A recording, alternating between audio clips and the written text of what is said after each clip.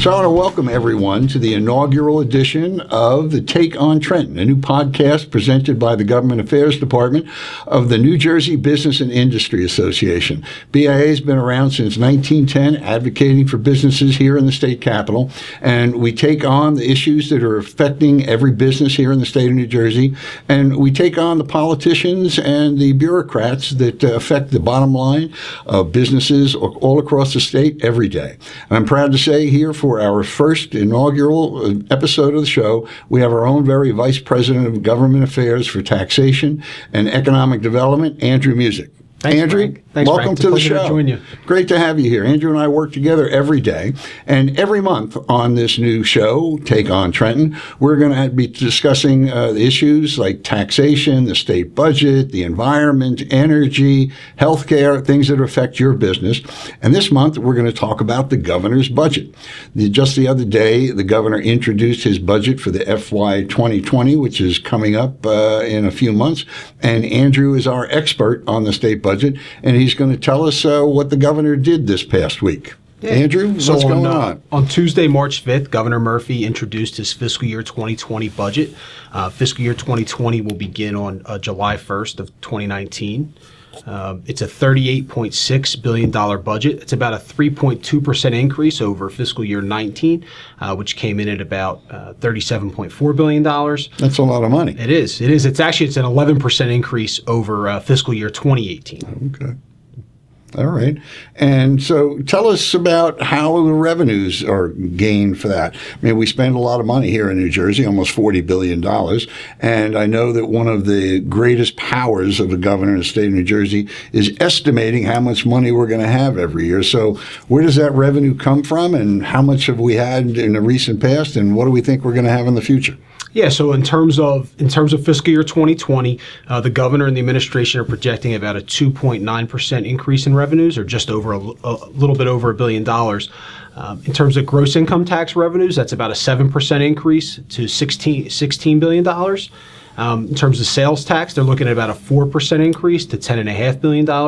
And on the corporate business tax, they're looking at about a 13% decrease down to $3.2 billion. And then for the current fiscal year, that's FY 2019, which we're in right now, they're projecting a $300 million increase in the state budget. And that's about a $700 million increase in the corporate business tax, and that's accounting for about $400 million less in the gross income tax than they had anticipated when the budget was signed into law back in June. Now, that's a lot of numbers for our viewers to remember. So everyone, remember, you can get a copy of the budget in brief. The state budget itself, which talks about how we raise money and spend it over almost $40 billion, is huge. Andrew walks around with this for the next 5 months in his pocket, all scribbled with his notes. And if you want to get a copy of this at the end of the show, Andrew will tell you how you can get that. So also, when it comes to spending all that money, one of the big things that we talk about is the pension. Right. In the state of New Jersey, right, and the amount of money that's grown. Tell us about what the governor's proposing regarding pension this year. Yeah, so the governor's proposed $3.8 billion pension payment. That accounts for about 70% of the actuarial determined contribution, or the ADC. This would put us continuing on the 10th pattern that the state's been on for a number of years now. This would put us on the track for full funding in fiscal year 2023. One thing I wanted to note, the administration is currently exploring the value of state assets here in the state, and how they might be able to help be used to decrease the state's unfunded pension liabilities. The Treasury Department has put forth a RFQ for individuals that have an expertise in this area in terms of valuing the state assets, and ultimately using those to help bring down liabilities in the state's pension fund. Well, you talk about this unfunded liability, right, for the pension, and potentially how much it could cost the taxpayers of New Jersey. And that includes the business taxpayers of the state. But I hear that Senator Sweeney has been talking about ways to maybe change that whole process, right, to save some money in that. Right. Yeah, the Senate President put forth, I think it was over the summer, put forth a platform for fiscal progress here in the state. number of different ways, from consolidation to changes in the way schools are formed to help control costs here in the state. And one of the things that we're encouraged in there, they do talk about changing the pension system here in the state to more of a hybrid system, which would include a pension, but also a 401k type piece. And we think that could be, really, really helpful in terms of making sure that the pension fund here in the state is sustainable and long lasting into the future. Well, I know that one of the things the Government Affairs Department's been doing here at BIA is working with Senator Sweeney and getting that message out about that there needs to be a way to get the state budget crisis under control, and that he's gone to a lot of different events with the business community, which quite frankly is a bit of a new thing for a Democrat. And we've been happy to host Senator Sweeney at a number of our events for NJBIA. As a matter of fact, he's going to be our next guest in the show, which I'll talk about a little later. And I know that you've been working closely with his staff and other legislators. But I also want to talk about things that the governor mentioned when he spoke before the joint session of the legislature regarding what he calls his sustainable savings. Yeah, so the governor proposed about $1.1 billion in sustainable savings in the FY 2020 budget. That includes about $385 million in things like contract negotiations, Medicare Advantage, and out-of-network reform. And he's also counting on $415 million in anticipated savings, things having to do with additional reforms related to audits, different negotiations in the state, and not so much on the healthcare side, but he's also counting about $200 million in savings being generated through governmental and departmental efficiencies, as well as reduced operating expenses that come across the state operating budget. There's also an additional projected savings of about $474 million in the fiscal year 2020 budget, and that has to do with recoverable Medicaid funds. And we hosted the state treasurer earlier this week. She presented her a little bit more detail about the state budget, and that was one of the things she covered in a little bit more depth was the $1.1 billion in sustainable savings.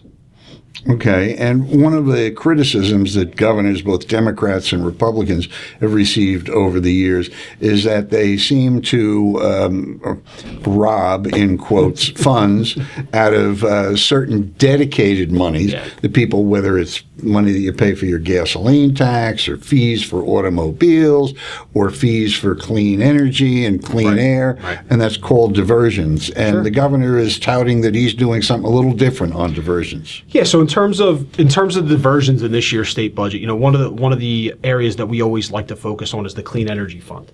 The governor's proposing to cut the Clean Energy Diversion Fund in half, so he'd still be removing about $87 million from the Clean Energy Fund, but about $71 million would be there to support the Clean Energy Fund.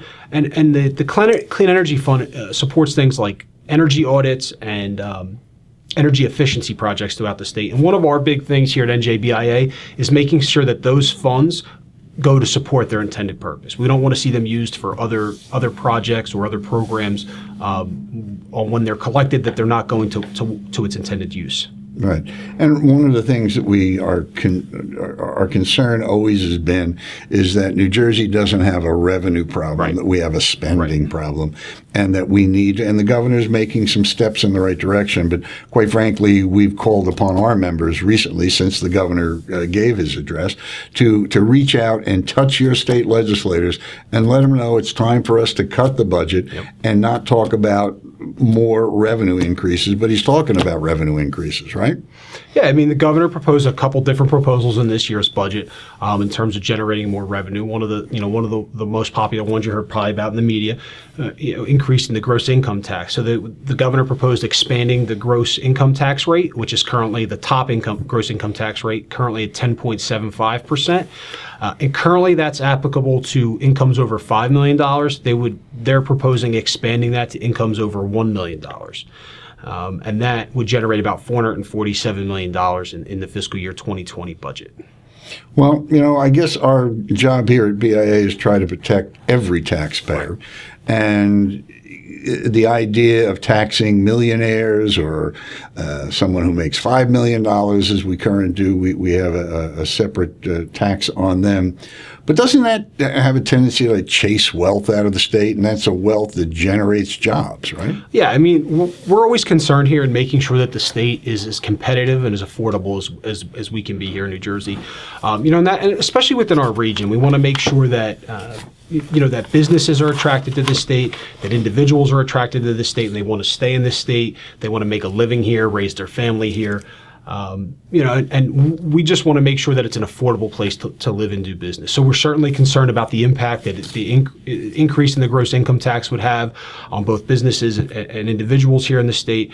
We see in New Jersey the loss of about $3 billion on average each year in wealth that leaves New Jersey and goes to a different state. And if that's money that if it stays here in New Jersey, it's taxable and it ends up in our general fund revenues here in New Jersey. The other thing I wanted to mention to you too, Frank, just in terms of revenue proposals in the budget, we're also looking at a corporate responsibility fee that the governor proposed. This would hit companies who have 50 or more employees that are currently receiving state Medicaid benefits. Mm-hmm. It would be a fee of $150 per employee that the employer would pay for all those employees that are receiving state Medicaid benefits, and that would generate about $30 million. And then we're also looking at the governor proposed increasing fees or assessments on opioid drug manufacturers or distributors here in the state to help fund programs that support efforts to combat the opioid crisis in New Jersey. Okay. Well, thank you for that. And once again, everyone, budget in brief. A lot of numbers from Andrew. Yeah. We appreciate him bringing that message to us.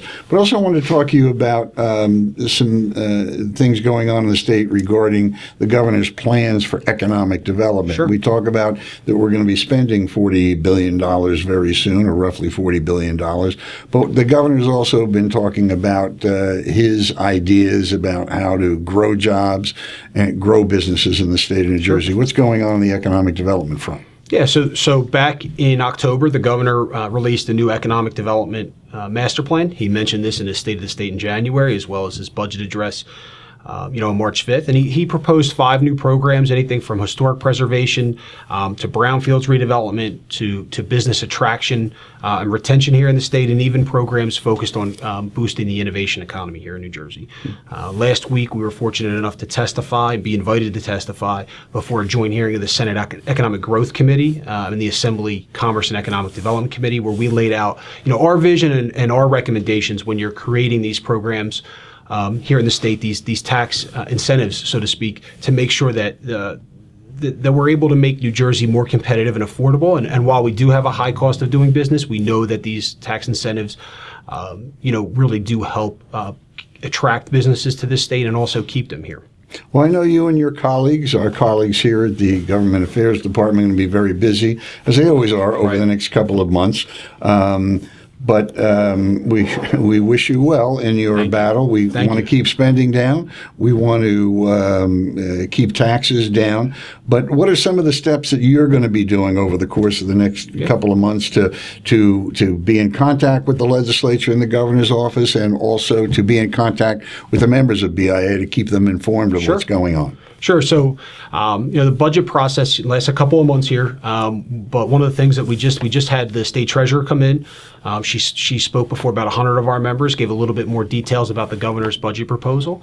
At the end of this month, I'll be testifying before both the Senate and the Assembly budget committees at their public hearings on the budget, where I'll be providing our insights and our opinions on the state budget. In April, the legislature moves to what's typically known as the budget break. Mm-hmm. At that time, the various departments that exist here in the state, they'll come in and they'll provide their updates on their needs for different revenue or spending or funding for the various programs that they may administer. At that time, you also get the state treasurer and OLS provide updated revenue projections. Then come May, the treasurer and OLS will come back to give their updated revenue projections after the April 15th filing deadline. And all throughout that process, your government affairs team here at NJBIA, I mean, we're boots on the ground every day right here in Trent. We're going to be meeting with legislators. We're going to be making sure that they understand the impacts that the state budget has, and we're going to be calling for that on them to make substantial reforms that are going to help to get costs and spending under control here in the state. And ultimately, the budget here in New Jersey has to be completed. It's a constitutional deadline, July 1, 2019. That's when fiscal year 2020's budget will go into effect. Have we ever missed that deadline? Well, throughout history, there have been a couple of times when the state has gone into a shutdown. Don't I remember something about last year coming close? Last year came very close. It was a long weekend at the State House, but ultimately the state, they made the deadline in terms of getting that budget done in time. You were here that entire day. I was at the State House all day Saturday and all day Sunday on behalf of our members. I was here a little bit of the time. I was on the beach, though. And so I also, too, as someone who's been around town, some people say too long, I have a tendency to use acronyms a lot. Right. And one of the things I've sworn to myself when I was selected to be the host of the show is to try to cure us a little bit of acronyms, because not everybody in the audience out there is running their business every day. So explain to everybody in 1 minute or less what OLS is. The Office of Legislative Services, they're a nonpartisan body. So they sort of, in terms of, let's look at it from the perspective of revenue, they provide another perspective and another outside look at how revenue increases, or how revenue projections are in the state. Is the state going to meet its projected revenues? You have the OLS that does these revenue projections, but ultimately, as you know, your time in Trenton, the governor is the one who has the power to certify the revenues at the end of the year. So you have the Assembly and the Senate. You've got the Democrats and Republicans. Yep. And in the middle is OLS. Absolutely. Okay, great. And a wonderful, wonderful crew of people. And Andrew's got some family members that work over there. So I want to thank Andrew for coming in today, giving us a little briefing about the budget in brief. Remember, if you want to get a copy, where can you get it, Andrew? Okay, just right on the Department of Treasury's homepage. It'll be right there in the middle of the page. So that's the State of New Jersey's website. Absolutely. Okay, great, very much. Thank you again, Andrew. Appreciate it. Thanks, Frank. It was great appearing on the show. Thank you, sir. And I want to thank all of you for viewing today. And our next show is going to be about a month from now, and our guest is going to be the Senate President, Steve Sweeney. Been in the state Senate since 2002, been Senate President for about 10 years. We've been doing a lot of work with him, as Andrew mentioned, and traveling around the state saying that New Jersey is near a fiscal crisis, if not already in one, and that we may go over the cliff unless we change the way that we fund government and the way that we spend money. And I'm going to ask him a lot of questions about that, and he's agreed to answer us straight. And so we hope that you'll join us on the next show. And in closing, I want you to come back and see the Take on Trenton. And I want to thank our director and producer, Vinny Civitello, here at NJBIA. And this is Frank Robinson for the Government Affairs Department and our Take on Trenton.